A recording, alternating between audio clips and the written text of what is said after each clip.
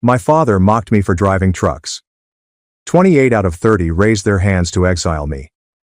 Grandpa said nothing until he rewrote the will on the spot. Hello everyone, my name is Nolan. I am 32 years old. I reside in a house in the Chicago suburbs with my wife Ivy and our daughter Hazel. We currently manage a modest trucking firm with a fleet of 10 trucks. From the outside, people perceive our lives as successful, as if we have worked things out. But, to be honest, this property and the business we own now are not the result of my efforts alone. I was a long-haul truck driver, earning roughly $4,000 each month after taxes. My wife Ivy worked as a sales assistant for a fashion brand, but her income was inconsistent and insufficient to support us. Life was rough. We were renting a modest 2-bedroom apartment in a less-than-safe neighborhood of Chicago, and the rent alone ate up about half of my monthly paycheck. We'd tally every dollar at the end of each month to ensure we had enough money to care for Hazel. I remember traveling 14 hours a day from Chicago to Texas and back to make a few $100s in overtime. I'd get home at 2 or 3 a.m., exhausted and ready to collapse into bed. But I had to get up again by 6 a.m. to prepare for the next journey. Meanwhile, Ivy worked at a fashion store with a modest base wage and was paid primarily through sales commissions.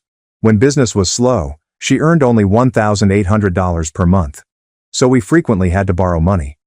Even for Hazel's 5th birthday, we could only throw a little party at home with a few grocery store cupcakes and some inexpensive gifts. Seeing her smile so brilliantly at such small things both warmed and hurt my heart.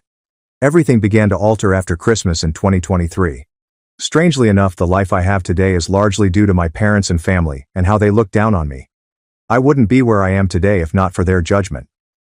To help you comprehend what I went through, I'll take you back to the day I received a phone call from my grandfather, 1 week before Christmas. That day, I was returning to Chicago after 3 days of moving furniture for a firm. When I saw Grandpa on my screen, I quickly responded via Bluetooth. His soothing voice filled the interior of my truck, and for a little moment, I felt less alone on that long length of roadway. After asking how I was doing and how work had been, he remarked in that kind tone, "Nolan, next Sunday is Christmas. Bring Ivy and Hazel over for dinner, 7 o'clock. I miss Hazel so much." Hearing his caring voice brought me solace after all those grueling days on the road. I promised him we would be there and hung up the phone. My grandfather Everett was 78 years old that year, yet he was as smart as ever. He enjoyed hosting a family meal at his home every few years to bring everyone together. He has 4 boys. My father Victor was the oldest, followed by 3 uncles, Warren, Edgar, and Silas. Uncle Warren was a show-off. He worked as a branch manager for an insurance business and never missed an opportunity to talk about the million-dollar contracts he had just secured.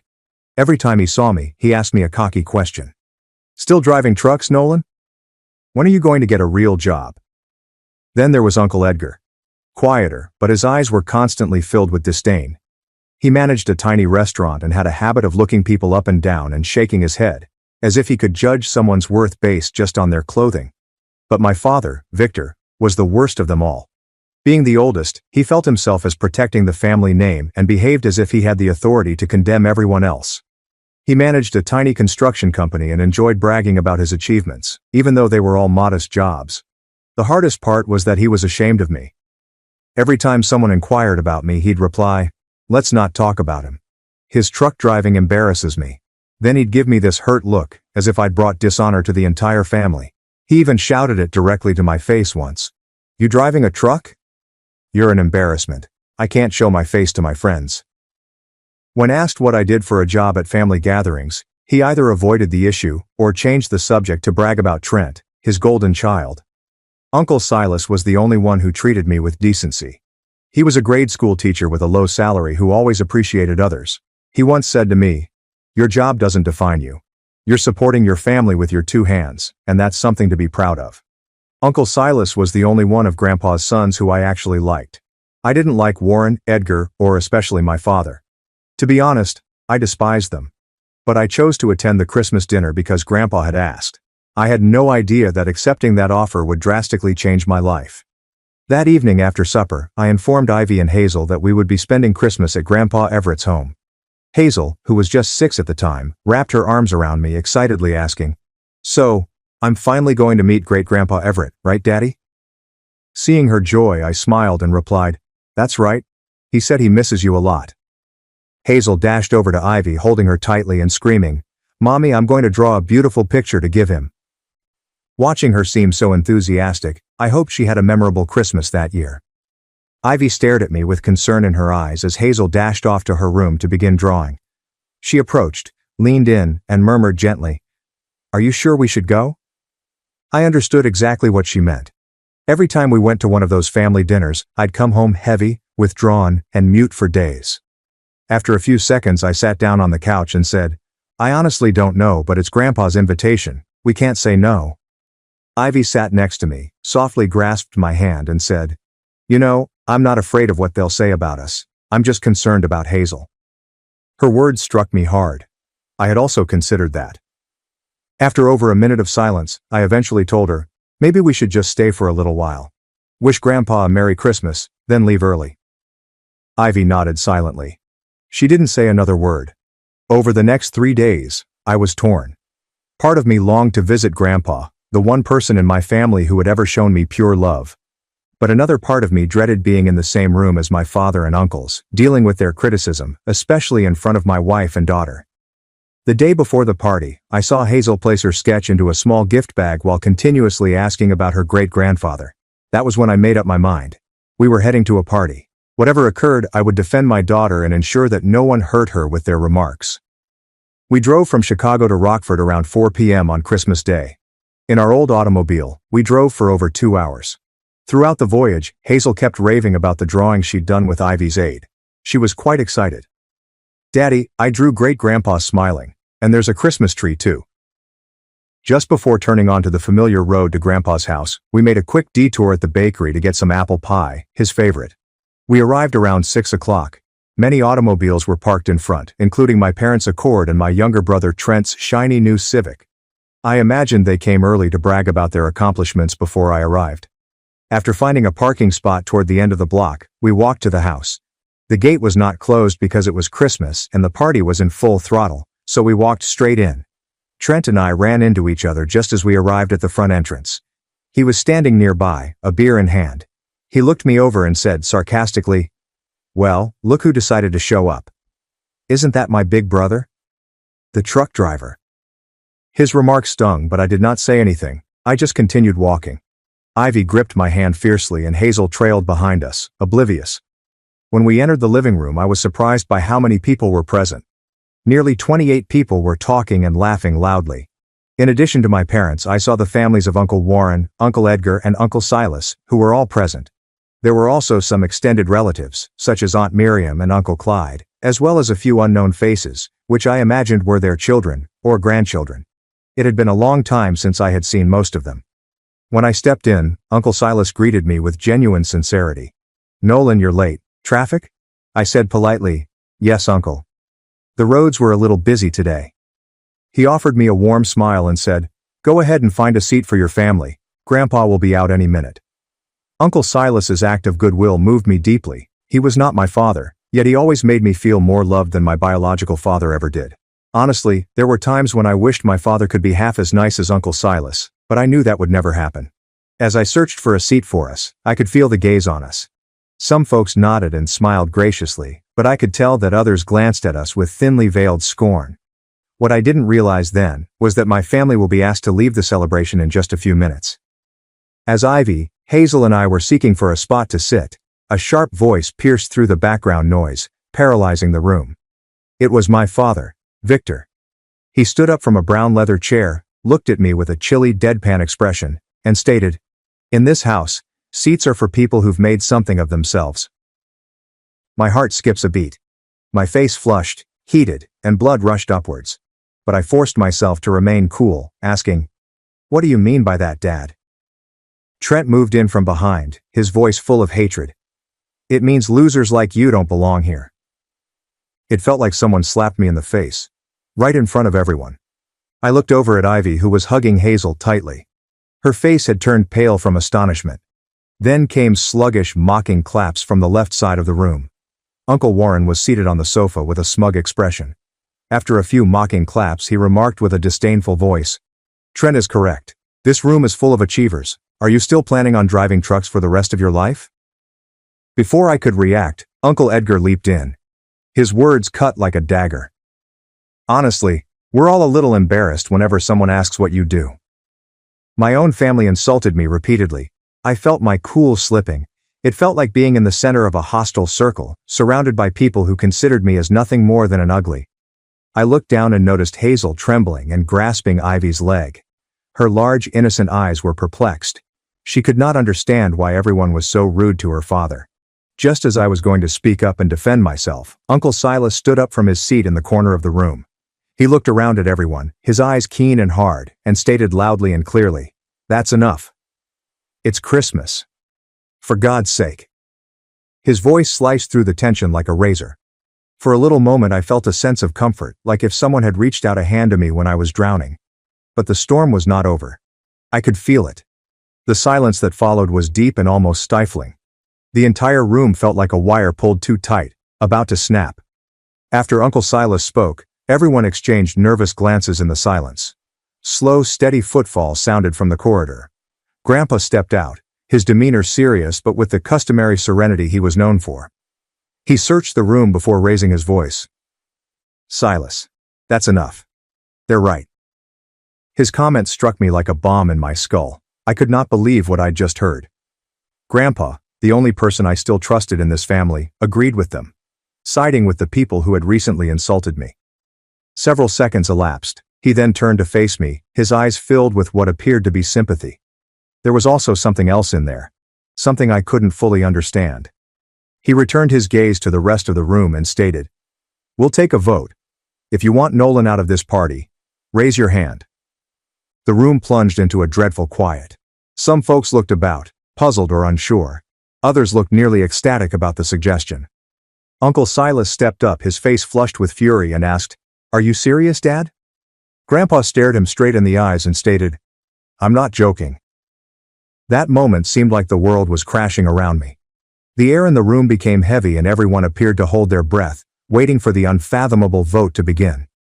A few seconds went by. My father, Victor, raised a hard hand. He locked eyes with me as he did, his countenance icy and unwavering, as if he had just won a long-awaited battle. Trent was next. He lifted his hand with a malicious sneer. He appeared to be enjoying himself, as if he had been looking forward to this moment for years. Then followed Uncle Edgar and Uncle Warren, who raised their hands virtually simultaneously. Warren nodded, apparently delighted with himself, while Edgar maintained a serious attitude, as if he were carrying out some noble task. Their relatives followed. Dolores, Warren's wife, hesitated, but after looking at her husband, she raised her hand as well. Edgar's adolescent children, perhaps 16 or 17, followed his lead hesitantly and awkwardly. But they nevertheless went along with it. I turned to see Ivy embracing Hazel closely. Her eyes were crimson and filled with tears that had not yet fallen. Hazel, completely oblivious of what was going on, looked up at her mother and murmured, "Mommy, why is everyone raising their hands? Should I raise mine too?" Ivy gripped her closer, attempting to keep the tears from falling down her cheeks. I glanced around and noticed a few reluctant hands. It was distant relatives, such as Aunt Miriam and Uncle Clyde. They glanced at each other, then at me, divided between decency and peer pressure. Aunt Miriam stared at her husband and then at Uncle Warren, her face filled with uncertainty. Uncle Clyde chewed his lip, his palm resting on his thigh as if he were about to vote, but he still hesitated. Then Grandpa screamed, his voice booming, "Come on, I don't have all day." The pressure burst through the final amount of resistance. Those uncertain hands rose rapidly, almost as if they had been told to. I quickly counted in my brain. 30 out of 32 people raised their hands. Only Uncle Silas and his wife Aunt Lillian remained still. Silas had had enough. His face was glowing red with wrath, and his fists were clenched at his sides. He grabbed Lillian's hand and raced towards the door. As he passed Grandpa, he paused, looked him straight in the eyes and whispered quietly, "I'm honestly ashamed of you." These words hovered in the air like a sentence being delivered. I had never heard Silas speak to Grandpa in that way before. Not once in my life. He then approached me, put a gentle hand on my shoulder and said, "Let's go, Nolan. These people don't deserve to be called family." I was stunned. I'd never seen Uncle Silas like this before. The nice man who usually tried to keep the peace was now standing up with a fire I had never seen before. I didn't want Ivy and Hazel to have to go through this again, so I took their hands and followed Silas out of the room. As we passed Grandpa, my heart was filled with resentment. He invited me here solely to humiliate me in front of my wife and children. I kept thinking, Why would you give me hope to crush it like that? Behind me, I could hear a few people snickering, like if they had just seen the end of some bizarre little play. Hazel was still clutching her sketch, not understanding why we had to leave so quickly. As I looked at the uplifted hands that voted me out of that room, I realized I no longer had a grandfather, father, or family. As we approached the front door, a booming voice broke out behind us. "Stop right there." We all froze automatically as Grandpa shouted. Despite his rage, Uncle Silas stopped in his tracks as he heard something in his voice that was forceful and irrefutable. Several seconds elapsed. The silence was so heavy that I could hear my heart beating in my ears. Then Grandpa spoke again, louder and with clear authority. "The ones who are leaving tonight are not you." Uncle Silas and I turned back to look at him, perplexed. I had no idea what he was going to do, but there was a weird fire in his eyes that I had never seen before. He turned to face the remaining seated people, the same ones who had just raised their hands to vote me out, and remarked coldly, "The people who need to leave are the ones with their hands in the air." The room exploded. Protesters raised their voices.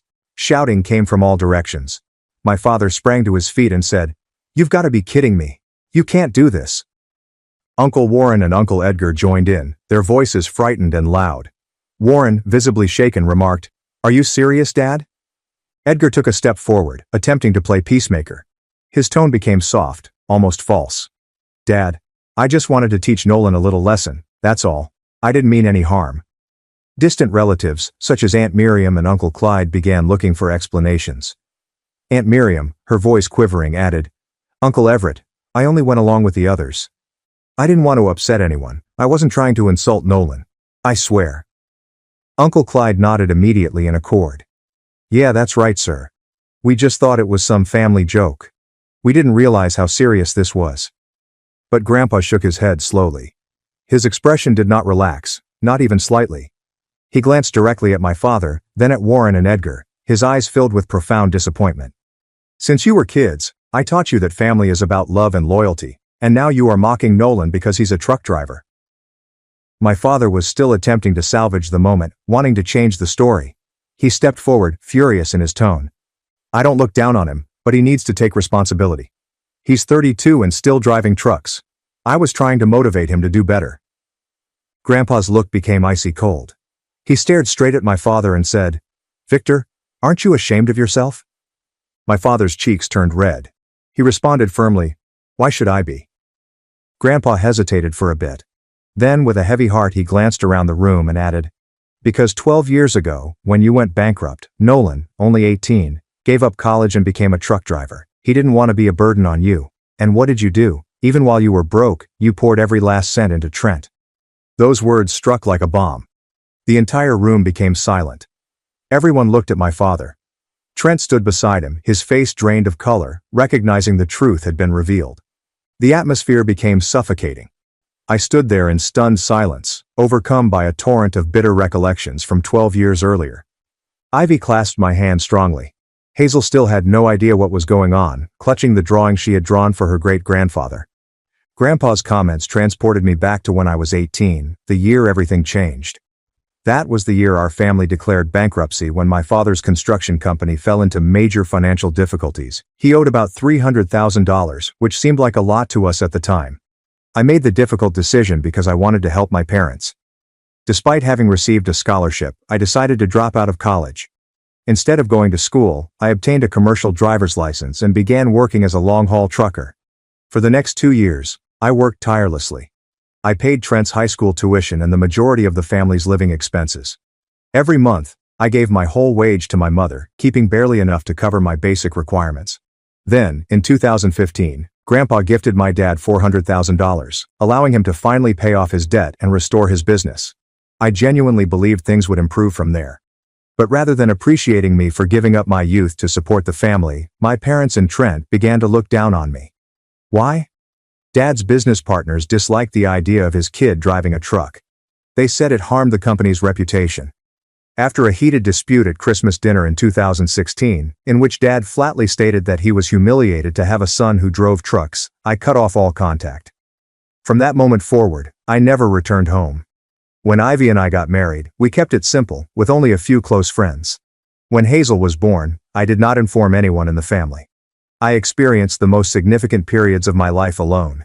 In all those years away from the family, I only communicated with two people, Grandpa and Uncle Silas. They were the only people who really understood and supported me. Both of them had attempted to persuade my parents to reunite, but they refused. Their condition was clear. To be allowed back, I needed to change occupations. But I'd made up my mind too. I wasn't going back unless they sincerely apologized. Because it wasn't only about me anymore, it was about Ivy and Hazel. And I would not let anyone treat them like I had been treated. So, standing there, hearing Grandpa voice those facts aloud, speaking of the sacrifices I made, it felt like someone had finally seen it for the first time after years. Someone finally knew what I'd been through, and it meant more to me than I could ever express. Back at the celebration, after Grandpa reminded everyone of what had happened in the past, my father refused to confess his mistake. Instead, he doubled down, looking upset, and defiantly told Grandpa, "I raised him. It's only fair that he pays me back. That is a child's obligation." Grandpa's face got angry when he heard such comments. At that point, he was no longer holding back. He shook his head in terrible disappointment, then glanced around the room with hatred in his eyes and said, "I had planned to split my savings among you today, but I have changed my mind. You do not deserve a cent." When Grandpa discussed his funds, the attitude in the room changed again. Panic spreads like wildfire. Voices rose at once. Yelling, protests, and bewilderment. My father rose to his feet saying, "What are you talking about? That is our inheritance." Trent moved forward, his voice trembling. "Grandpa, you cannot do this. This is not fair." Grandpa lifted his hand sharply, gesturing for silence. "Enough," he said, his voice low and steady. Then with calm authority, he announced, "The $4 million will be divided between Silas and Nolan." Uncle Warren exploded before he could finish his sentence. "What? $4 million?" Grandpa nodded and spoke evenly. "Yes. I sold half of the farm 2 months ago. I would have divided the money equally between my 4 sons and 6 grandchildren. That would have cost $400,000 each. But, after what I witnessed today, none of you deserve it." That's when the true panic struck. My father sank to his knees in front of Grandpa and clutched his hands fiercely. "Dad, I apologize. I was mistaken. Please give me one more chance." Uncles Edgar and Warren stepped in, presenting their causes. "Dad, we were only encouraging Nolan to do better. We did not intend to disrespect him." Trent, now sobbing, ran up to me and grabbed my arm. "I'm so sorry, Nolan. I was mistaken. Please forgive me." Unfortunately, it was too late. Grandpa glanced at them with a stone-cold, undisturbed, and absolute expression. Nothing could make him change his mind. I stood there startled, as if I were living a $1 million dream, a number I had never dared to consider. Grandpa raised his voice authoritatively as they continued to refuse to go. "Get the heck out of my home. Now." My father yelled out in wrath, "You can't do this. We will take you to court." Uncle Warren joined in, his tone stern and intimidating. "You are elderly, Dad. We can prove that you are not mentally able to manage your assets." Trent yelled out in frustration, "I will not let this happen." But Grandpa just gave a dry, sarcastic chuckle. The kind of chuckle that knocked them down cold. Then, in a calm and almost pleased tone, he stated, "You are fools. Did you forget I still had half the farm? I'll transfer the deed to Silas and Nolan in 2 days." His comments struck them like a bucket of frigid water. They quickly understood they had not simply lost $4 million. The remaining half of the land was easily worth another $3 million. And now that would also be out of reach. They fell silent, knowing they'd run out of options. They fled one by one, furious, dejected, and bitter. Just before walking out the door, my father turned around, looked me dead in the eye with disdain, and said coldly, "Are you happy now, Nolan? You have broken this family apart." I did not respond. I simply drew Ivy and Hazel in close and held them firmly. Following their departure, the house fell into a peculiar, serene silence. Only 6 people remained in our family. Uncle Silas and Grandpa surveyed the untouched food still scattered across the dinner table. Grandpa turned to us and said, "Let's save only enough for the 6 of us. The others helped me box it up. We will take it to the destitute." This was not leftover food. It had just been delivered by a high-end restaurant earlier that afternoon. Nobody had touched it. The supper was scheduled to begin at 7 p.m., but by 6:30 Grandpa had already sent everyone else home. We all hurried swiftly to assist him pack the food and load it into Uncle Silas's pickup. There were enough roasted chickens, bread, salads, desserts and soda bottles to serve hundreds. Hazel eagerly joined in as we packed, looking up at me with curiosity. "Daddy, who are we giving the food to?" I said, gently brushing her hair back and smiling. "To people who need it, sweetie. Hungry people don't have a home to return to." The six of us then got into 2 cars and proceeded to Rockford's downtown district, where we knew there were many homeless individuals. It was a location I recalled from years ago, filled with people simply struggling to survive. When we arrived, Hazel glanced about with big eyes at the men and ladies sitting on the sidewalks in worn-out clothes. She gripped my hand tightly and whimpered, "Daddy, why don't they have a house?" I knelt alongside her, looked into her eyes and spoke quietly. "There are lots of reasons, sweetheart, but what matters is that we can help them." Ivy and Aunt Lillian began serving the lunches, while Grandpa and Uncle Silas engaged in private chats with several of the attendees. Hazel was shy at first, but she quickly began to offer boxes of cookies with her tiny hands full of kindness. The smiles, warm thank yous, and most notably, the sight of calm thankfulness in one elderly man's eyes as he received his dinner, told us everything we needed to know. We were doing the correct thing. After we finished the last meal, Hazel came up to me and placed her arms around my waist.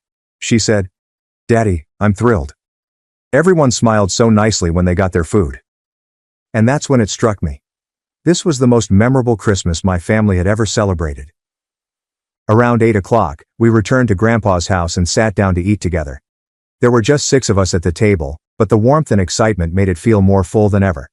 As everyone gathered, Hazel reached into her small purse and took out the drawing she had been keeping. She stepped over and presented it to Grandpa, smiling proudly. He picked it up to check it thoroughly before smiling warmly and said, "This is beautiful. I'll hang it on the living room wall so everyone can see it." Hazel clapped her hands enthusiastically in response to his compliment. "I drew you with a big smile, great-grandpa," she added brightly. A little later, Ivy brought out the apple pie we had purchased earlier, and we all shared dessert. After supper, Grandpa recommended we move into the living room and converse for a little. He returned to his office, holding 2 $2 million checks. When he handed me one, my hands trembled so violently that I was worried I'd drop it. Uncle Silas was equally as surprised, his hands shaking and his eyes wide with incredulity. We both looked to Grandpa, overwhelmed by gratitude. I could barely get the words out.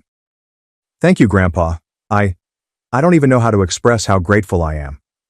Grandpa nodded and continued, his tone calm yet serious. "In a few days, I'm transferring ownership of the remaining part of the farm to the 2 of you." We glanced at him shocked. The remaining acreage was worth several millions more. Grandpa let out a deep sigh and added, "I don't trust the others anymore. You 2 are the only ones who deserve to carry on what I've built." Hearing it, my heart sank slightly. Not because of the money, but because of everything we had sacrificed as a family to be here. I stared at Grandpa, my voice shaking.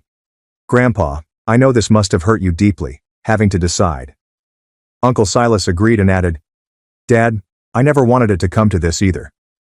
Grandpa laid a hand on my shoulder and stated gently but firmly, "Nolan, I've watched them for years, and today was just the final straw. I know who has a good heart and who I can trust." Hearing those remarks, I buried my head, overwhelmed by emotion. I felt grateful for his faith, but also felt the weight of the duty he had placed in my hands. That night in Grandpa's guest bedroom, I lay close to Ivy and Hazel. My mind is entangled in a web of emotions. On the one hand, I felt a profound sense of relief and thankfulness for finally being noticed and supported in ways I never imagined. However, I couldn't shake the underlying despair. The sad reality that our family had utterly fallen apart. Once Hazel had fallen asleep, Ivy turned to me and said, "I still can't believe this is real." I softly gripped her hand and said back, "Me neither, but we must use this money wisely. It cannot change who we are." After a brief silence, we reached an agreement. No boasting. There will be no showing off. We would utilize this gift to create something better, more lasting for our small family. The next morning, as Ivy and I returned to our Chicago apartment, we were met with an unpleasant surprise in the lobby outside the elevator, along with my parents and Trent. Faces tensed. Posture is firm with determination. They came over as soon as they saw me and demanded that I divide the $2 million I had received into 4 equal portions. They said it was only fair. I didn't see any cause to argue. With a cold, hard tone, I looked them straight in the eyes and stated, "If you think you have a case, take it to court, but I'm not giving you a penny." My father lost his cool when he heard that. He started ranting, calling me ungrateful, greedy and selfish. He hurled every possible abuse. His statements were cutting and malicious, intended to wound. But I was not going to stand there and accept it. Without another word, I turned around, grabbed Ivy and Hazel's hands, and headed right into the elevator. A building security guard intervened barely in time to prevent them from pursuing us. That same afternoon, Ivy and I reached a clear conclusion. We updated our telephone numbers.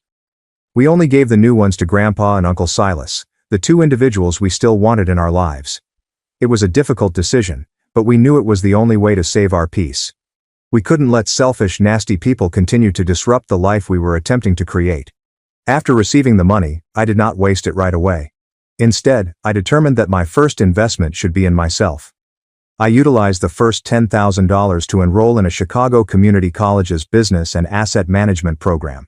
I spent 3 months learning the essentials of accounting, human resource management, marketing, and business planning. Most nights, after finishing my trucking shifts, I stayed up late studying, determined to get the abilities I knew I needed. When the course completed, I began taking the first steps toward fulfilling a long-held dream of creating my own trucking firm. The first order of business was to locate a warehouse and a small office space. I went to dozens of places before choosing a small warehouse on the outskirts of town that provided a reasonable rental fee. On the first day, there were no banners or extravagant celebrations. Grandpa, Uncle Silas, and their families joined me for a simple ribbon cutting in front of the warehouse. That was more than enough. When Grandpa smiled proudly beside me, I knew I was on the right track.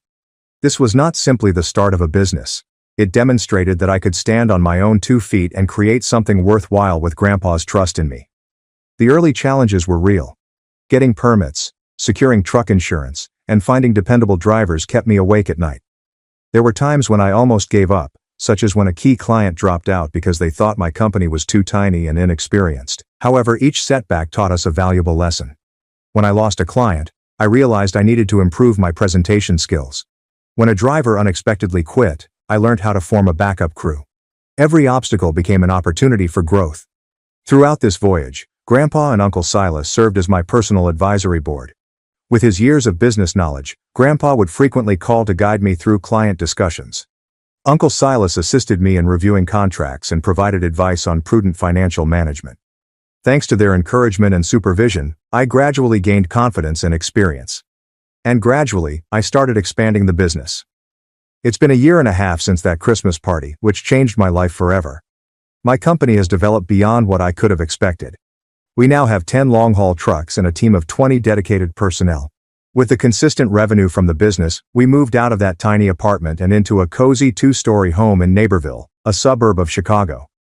It includes a large backyard where Hazel can run free, a quiet office for me to work in, and a roomy living room with a fireplace, which is our favorite location to hang out on weekends. Hazel is 7 and in 2nd grade. She's excelling in school, and I couldn't be happier. Ivy has left her sales career to focus on our family and assist me with the company's accounting. My friendship with Grandpa and Uncle Silas has gotten much stronger. Every weekend we drive to Rockford to see Grandpa. He's 80 now, as sharp as ever and always ready with sound business advice. He proudly displays the drawing Hazel gave him on his wall, as if it were a masterpiece. Meanwhile, Uncle Silas has taken on the role of unofficial financial advisor. He assists me in reviewing significant contracts and developing plans for future expansion. I had not seen or heard from my parents since that day. I assumed I never would. But I was mistaken.